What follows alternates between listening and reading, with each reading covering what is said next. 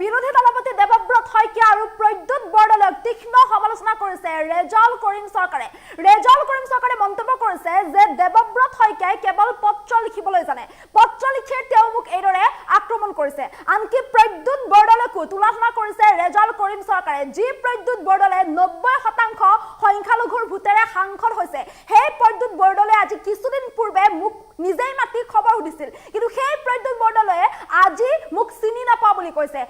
এনে মানসিকতাৰ মানুহৰ লগত মই দলত থাকি কাম কৰিব নোৱাৰো বুলি মন্তব্য কৰিছে ৰেজাউল কৰিম চৰকাৰে। লৈছে এই মুহূৰ্তৰ সবিশেষ। কংগ্ৰেছ ত্যাগ কৰি দেৱব্ৰত শইকীয়া আৰু প্ৰদ্যুৎ বৰদলৈক তীক্ষ্ণ বাক্যবাদ ৰেজাউল কৰিম চৰকাৰৰ। কংগ্ৰেছ ত্যাগ কৰি তীক্ষ্ণ সমালোচনা কৰিছে ৰেজাউল কৰিম চৰকাৰে। পত্ৰ লিখাৰ বাহিৰে বিৰোধী দলপতি দেৱব্ৰত শইকীয়াৰ কোনো কাম নাই বুলি মন্তব্য কৰিছে ৰেজাউল কৰিম চৰকাৰে। দেৱব্ৰত শইকীয়াই মোক আক্ৰমণ কৰি পত্ৰ লিখিছে, এই মন্তব্য কৰিছে ৰেজাউল কৰিম চৰকাৰে। বিজেপিৰ এজেণ্ট হৈ কংগ্ৰেছত যোগদান কৰা বুলি মোৰ বিৰুদ্ধে অভিযোগ আনিছে ৰেজাউল কৰিম চৰকাৰে। এই মন্তব্য কৰিছে, মই যদি বিজেপিৰ এজেণ্ট তেন্তে মোক যোগদান কৰিবলৈ কিয় বাধা দিয়া নহল বুলি প্ৰশ্ন উত্থাপন কৰিছে। দেৱব্ৰত শইকীয়া আৰু প্ৰদ্যুৎ বৰদলৈৰ দৰে মানুহে দলটোক আগুৱাই যাবলৈ নিদিয়ে। প্ৰদ্যুৎ বৰদলৈকো তুলনা কৰিছে ৰেজাউল কৰিম চৰকাৰে। কংগ্ৰেছ ত্যাগ কৰাৰ পাছতেই সংবাদমেল যোগে কথা মন্তব্য কৰিছে ৰেজাউল কৰিম চৰকাৰে। 90% সংখ্যালঘুৰ ভোট লৈ প্ৰদ্যুৎ বৰদলৈ সাংসদ হৈছে। কেইদিনমান পূৰ্বে মোৰ খবৰ সোধা প্ৰদ্যুৎ বৰদলৈয়ে এতিয়া চিনি নাপাওঁ বুলি কৈছে।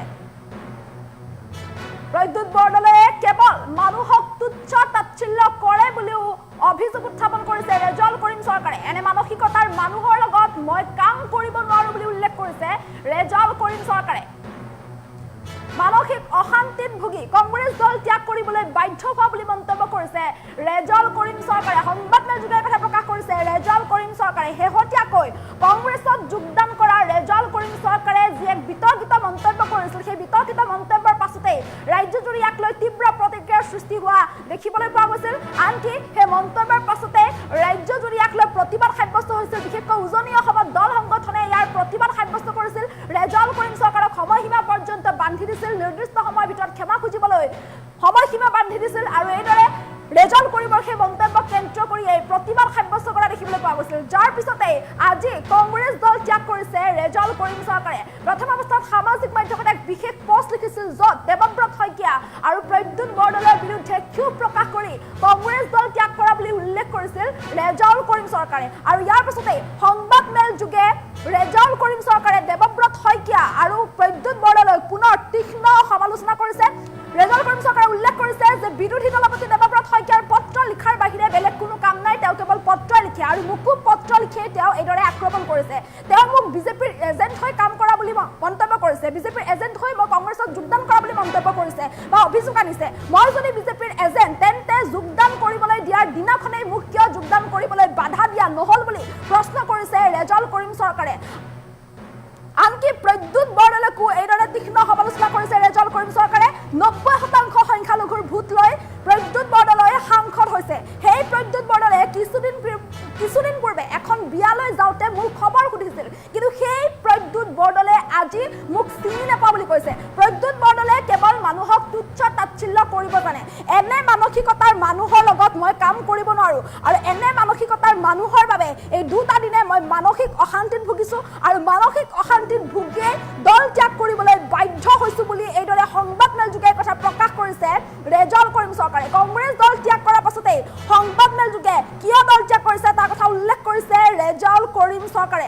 দেৱব্ৰত শইকীয়া আৰু প্ৰদ্যুৎ বৰদলৈৰ বিৰুদ্ধে এইদৰে অভিযোগ উত্থাপন কৰি তীক্ষ্ণ সমালোচনা কৰি দল ত্যাগ কৰা বুলি মন্তব্য কৰিছে ৰেজাউল কৰিম চৰকাৰে। মন্তব্য আছে, মন্তব্য শুনাবলৈ চেষ্টা কৰিছো।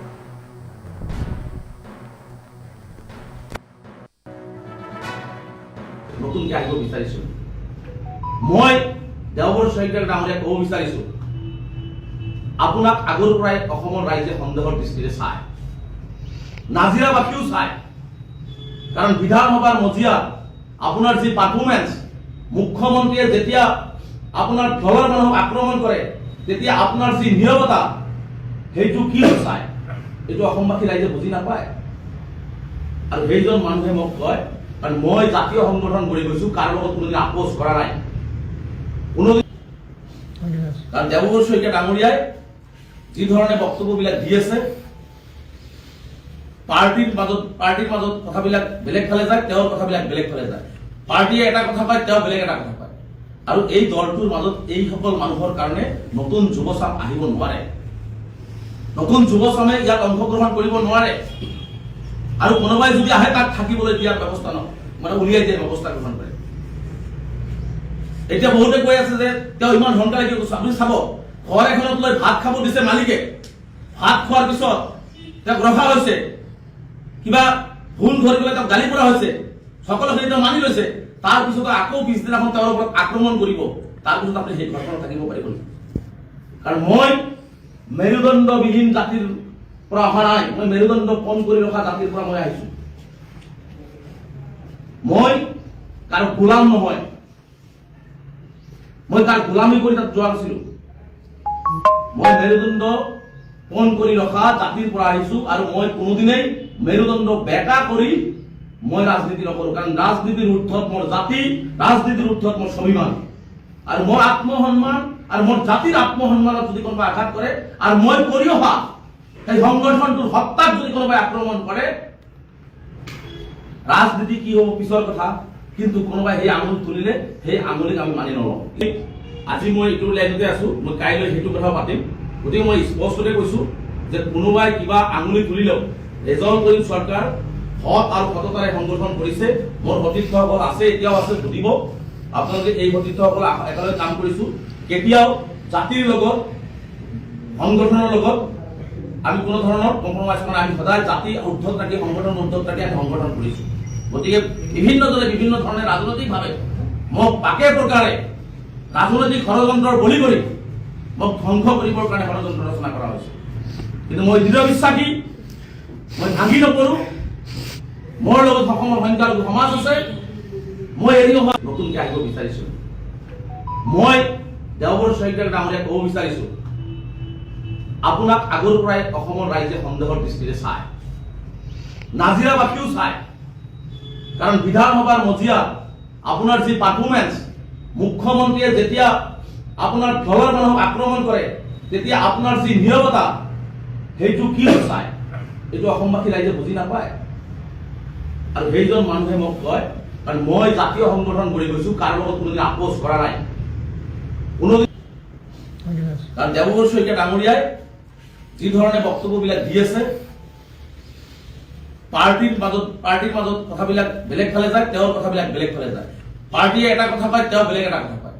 আৰু এই দলটোৰ মাজত এইসকল মানুহৰ কাৰণে নতুন যুৱচাম আহিব নোৱাৰে, নতুন যুৱচামে ইয়াত অংশগ্ৰহণ কৰিব নোৱাৰে।